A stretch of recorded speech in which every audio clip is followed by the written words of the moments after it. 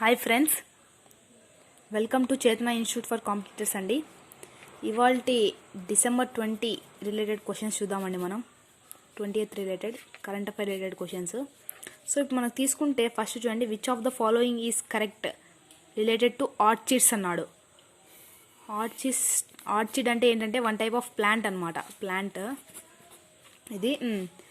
వీటిలో కరెక్ట్ ఏది అని అడిగినాడు. చూడండి, ఇప్పుడు Gastrodia agnicellus, a new discovered orchid has been named the ugliest orchid in the world అన్నాడు. సో రీసెంట్గా ఏం జరిగిందంటే ఒక న్యూ డిస్కవరీ, కొత్త స్పీసీస్ని కనుక్కున్నాను అనమాట ఆర్చిడ్ ఫ్యామిలీలో ఒకటి. అదేంటంటే గ్యాస్ట్రోడియా ఆగ్నిసెలస్ అనమాట. ఇది వచ్చేసి వరల్డ్స్ అగ్లియెస్ట్ ఆర్చిడ్గా నేమ్ పెట్టేసినారు దీనికి. It is found in forest in Madagascar ఉందన్నమాట. ఇది it feeds on fungi and has no leaves అనేవి ఉండవు అనమాట. ప్రజెంట్ ఏంటంటే ఇది దీనికి కొంచెం కాజ్ ఉంది. సో దీన్ని ప్రొటెక్షన్ చేయాలని చెప్పేసి నేషనల్ పార్క్లో పెట్టేసినారనమాట ఈ మడగాస్కర్ ఫారెస్ట్లో. సో ఇచ్చిన 3 కరెక్ట్ కాబట్టి మనకు ఆల్ ఆర్ కరెక్ట్ వస్తుంది. సో నెక్స్ట్ క్వశ్చన్ చూడండి, pre conception and pre natal diagnostic technique PCPNDT act 1994లో జరిగింది.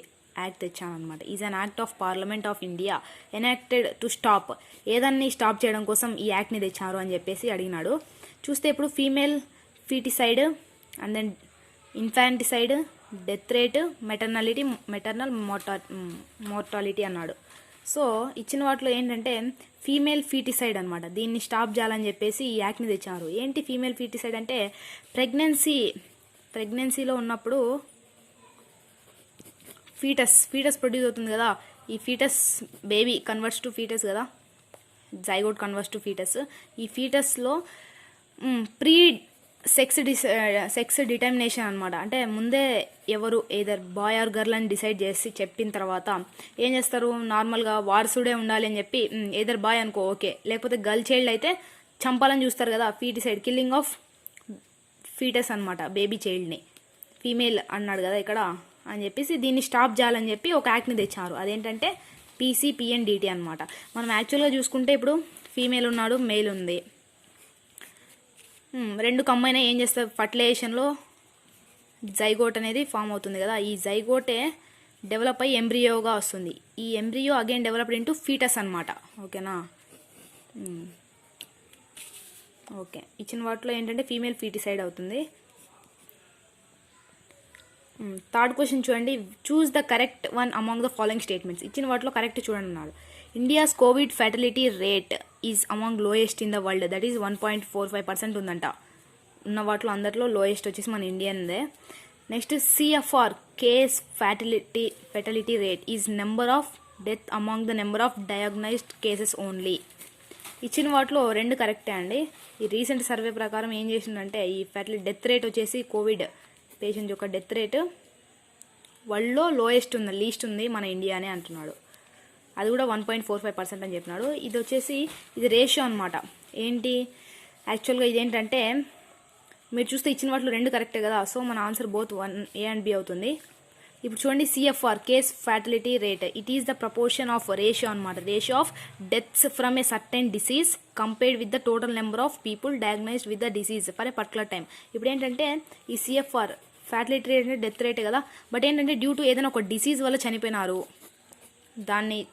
దానికోసం చేసే ఏమంటారు, ఆ డిసీజ్ వల్ల చనిపోతే ఆ రేషియో నెంబర్ ఆఫ్ డెత్స్ అయితే ఆ రేషియో టు ఏంటంటే నార్మల్గా టెస్ట్ చేసి ఉంటుంది కదా ఆ డిసీజ్ వల్ల టోటల్ నెంబర్ దాని మీద అనమాట. మనకి ఇప్పుడు చూస్తే ఈ కేస్ ఫర్టిలిటీ రేట్కి వర్సెస్ మోర్టాలిటీ రేట్ అనమాట. మోర్టాలిటీ రేట్ కూడా డెత్స్కి రిలేటెడే. కాకపోతే ఇదేంటంటే డ్యూ టు ఏదైనా కావచ్చు, లైక్ యాక్సిడెంట్స్ కావచ్చు, ఏదైనా డెత్స్ యాక్సిడెంట్ వల్లనో లేకపోతే సూసైడ్ ఇట్లా అట్లా.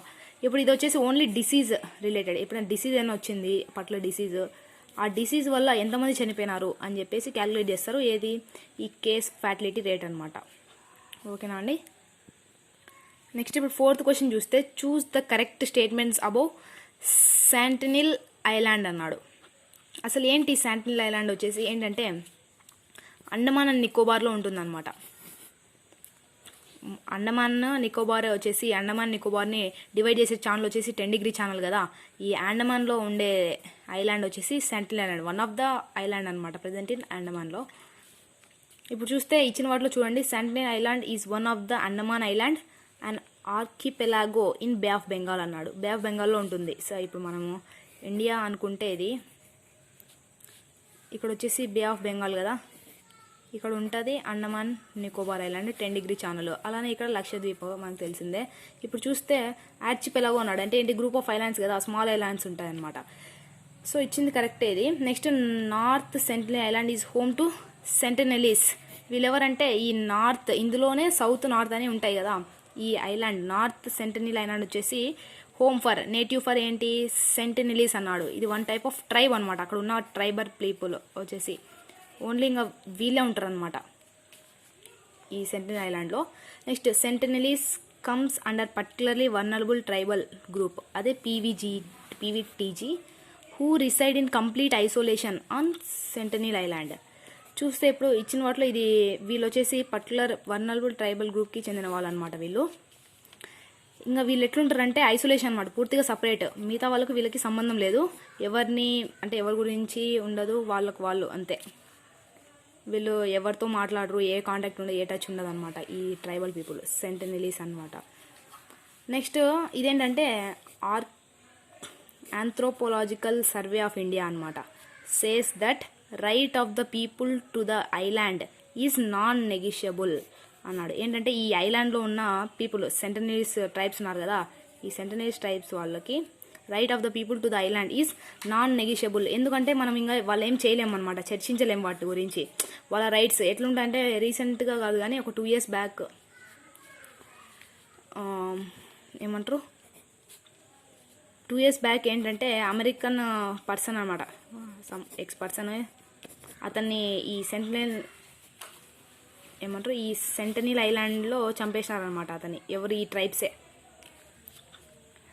సరే ఇచ్చిన వాటిలో అంతా కరెక్టే కాబట్టి 4 వాటి గురించి తెలుసుకున్నామండి. ఈ సెంటినల్ ఐలాండ్లో ఎవరు ఉంటారు ఏంటని చెప్పేసి. సో ఇచ్చిన అన్ని కరెక్టే కాబట్టి 1 2 3 4 వచ్చేసి మన ఆప్షన్ అవుతుంది.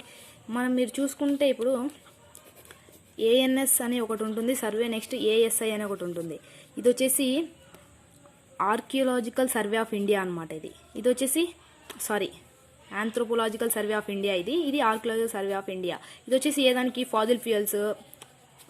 ఫాజిల్స్ మొత్తం వాటి గురించి, కార్బన్ డేటింగ్ వాటికి సంబంధించి ఎవిడెన్స్, ఏమైనా ప్రూఫ్, హిస్టారికల్ రిలేటెడ్ వస్తుంది అనమాట. ఇది హిస్టరీలో ఏమైనా తవ్వకాలు జరుగుతాయి కదా, అప్పుడు ఈ డిపార్ట్మెంటే అనమాట వాటిని చూసేది, ఏంటి ఫాజిల్స్ కానీ ఏమైనా బయటపడినప్పుడు అది.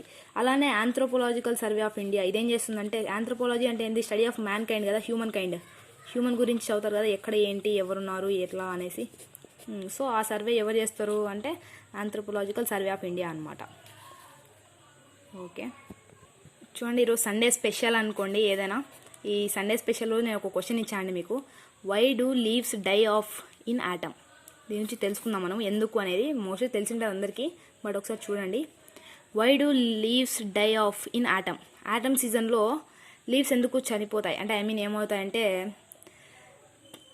రాలుతూ ఉంటాయి కదా, లీవ్స్ రాలుతూ ఉంటాయి. మొత్తం చెట్టుకి ఏముండవు, లీవ్స్ ఉండకుండా ఒక్కొక్కటి చిన్నగా రాలుతూ ఉంటాయి అనమాట. ఇప్పుడు మనం చూసుకుంటే ఫస్ట్ ఇప్పుడు వింటర్ సీజన్ ఉంటుందా, వింటర్కి సమ్మర్కి మధ్యలో ఉండేదే స్ప్రింగ్ అనమాట, స్ప్రింగ్ సీజన్.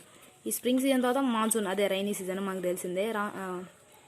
తర్వాత నెక్స్ట్ వచ్చేదే ఆటమ్ అనమాట. ఈ ఆటంలో ఏంటంటే లీవ్స్ డ్రాప్ అవుతూ ఉంటాయి అన్నమాట, ట్రీస్ నుంచి ఒక్కొక్కటి లీవ్ అవుతూ ఉంటాయి లీవ్స్ వచ్చేసి. ఇప్పుడు మనం చూసుకుంటే ఎందుకు అన్నాడు.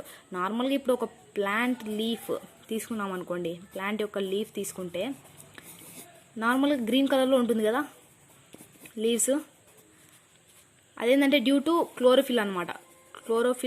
క్లోరోఫిల్ అనే పిగ్మెంట్ ఉంటుంది, అది గ్రీన్ ఇన్ కలర్ అనమాట. సో ఆ గ్రీన్ కలర్ వల్లే లీవ్స్ గ్రీన్గా ఉంటాయి. దాంట్లో ఉన్న మెటల్ ఏంటంటే ఎలిమెంట్ వచ్చేసి మెగ్నీషియం అనమాట. అందులో ఇదేం చేస్తుంది, గ్రీన్ కలర్ని ఇస్తుంది, ఇది మనకు తెలిసిందే. బట్ ఏంటి, ఆటమ్ సీజన్లో ఎప్పుడైతే లీవ్స్ చనిపోయి కింద రాలుతూ ఉన్నాయో అప్పుడు ఏమవుతుందంటే రెడ్ కలర్గా గాను, ఎల్లో, లైట్ గ్రీన్ అని చెప్పేసి వస్తాయన్నమాట ఒక్కొక్క సమ్ కలర్స్. అది ఎందుకు అంటే due to deficiency of magnesium అనమాట. మెగ్నీషియం డెఫిషియన్సీ ఒకటి, అండ్ దెన్ ఐరన్ కూడా. వీటి వల్ల ఏమవుతుందంటే కలర్ చేంజ్ అవుతుంది, రెడ్ కలర్గా ఎల్లో కలర్గా వస్తుంది, అట్లా రాలిపోతూ ఉంటాయి.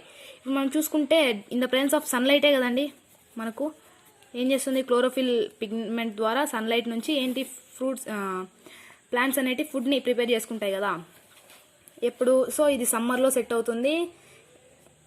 ఓకే, బాగుంటుంది. మొత్తం సమ్మర్లో మొత్తం గ్రీనరీ ఉంటుంది అనమాట బాగా. అదే ఆటమ్ వచ్చేప్పటికి ఏమవుతుందంటే sunlight due to lack of sunlight అనమాట. సన్లైట్ ఉండదు, తక్కువ ఉంటుంది, సన్లైట్ అసలు ఉండదు. ఇప్పుడు మనం చూసుకుంటే దానివల్ల ఏమవుతుంది, మెగ్నీషియం ఉంటుంది కదా, అది డెఫిషియంట్, తక్కువ అయిపోతుంది. ఎప్పుడైతే ఉంటేనే కదా మనం ఏం చేస్తాము, ఫుడ్ ప్లాంట్స్ వచ్చేసి ఫుడ్ని ప్రిపేర్ చేసుకుంటాయి. ఎప్పుడైతే ల్యాక్ ఆఫ్ సన్లైట్ వల్ల అవి ప్రిపేర్ చేసుకోవు, వాటి వల్ల ఏమవుతుంది, కలర్ చేంజ్ అవుతుంది due to deficiency of magnesium and iron అనమాట. దానివల్ల ఏమవుతుందంటే మీరు చూస్తే ఇప్పుడు దానివల్ల ఏమవుతుంది, colour changes to yellow, red, some కలర్స్గా చేంజ్ అవుతుంది. అది కాస్త ఏమవుతుంది, రాలిపోనికి ఛాన్స్ ఇస్తాయి అండ్ లీవ్స్ డై అనమాట. అలానే ప్లాంట్ కూడా చనిపోతుంది, ఎండిపోతుందని చెప్తారు కదా, ఎండిపోవడం వేరు, బట్ ఇదేంటంటే లీవ్స్ వచ్చేసి రాలుతూ ఉంటాయి అనమాట. మనం చూసుకుంటే ఇప్పుడు ఆటంలో చూస్తే ఆటం సీజన్లో ఏమవుతుంది, లీవ్స్ అదే రాలుతూ ఉంటాయి కదా. When as compare to spring ఏంటంటే కొత్తగా మళ్ళీ ట్రీ గ్రో అవుతుంది అనమాట. ట్రీ లీవ్స్ గ్రో అయ్యేది స్ప్రింగ్ సీజన్లో.